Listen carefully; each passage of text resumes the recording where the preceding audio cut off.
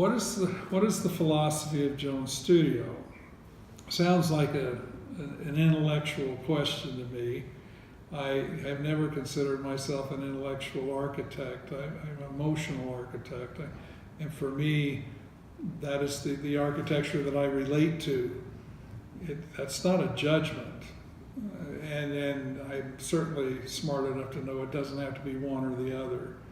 But I can feel my way through a building, and that is how I test it in terms of how well I can relate to it. I certainly want people, as many people as possible, to relate to my buildings. I want them to feel enriched, inspired, happy, interested, surprised, and anxious to tell somebody else about their experience. So just to hear them articulate the experience is very interesting to me. It's also interesting to me how people tend to name, buildings sometimes.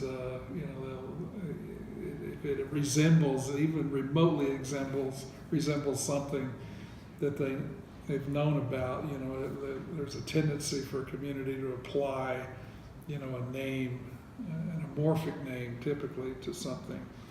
But philosophically, I don't impose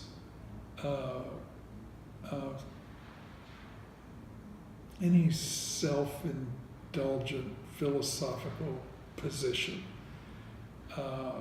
Maybe that in itself is a philosophy that, the people, the wonderful people that work here in the Jones Studio family, they're encouraged to bring their so-called philosophy to bear, on all the projects we have, and so, one's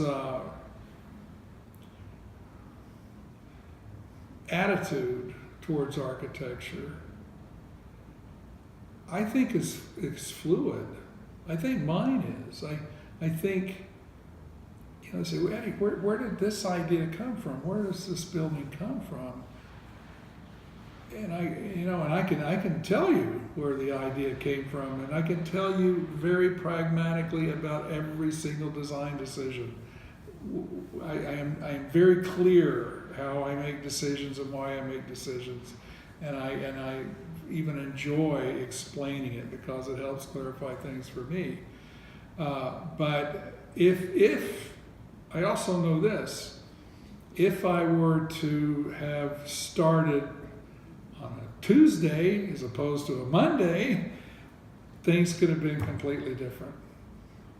I think as soon as architects start admitting that, they'll relax a little bit. I'm okay with it.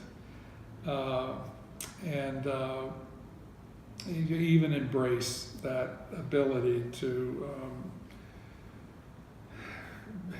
understand, not fear, these kind of spontaneous reactions to a program, to a site, to the possibility of a new opportunity for building. And I can't say that there's some brilliant, revelation that I experience every time. That's not true at all. Some ideas are instantaneous. I mean, the project speaks to me that clearly and that quickly. I would not define that as a preconception. I would just define it as a sort of an understanding of the possibility of the project, and of course I'm going to develop that direction if I think it's valid. So sometimes, and probably more times than not, there's a lot of study that goes into something. A lot of encouragement to users to talk to me about, what they think, something should be spatially, materially, call it architecturally. And I like hearing that, and I like having that kind of influence before I start thinking about, you know, what the building is. For me, it always starts with the site. I have to understand the site. I have to know what the contours are. I need to know how things are circulating around it, where the sun's coming up, what are some of the views, what are some of the constraints. Love constraints. But that's how my mind works.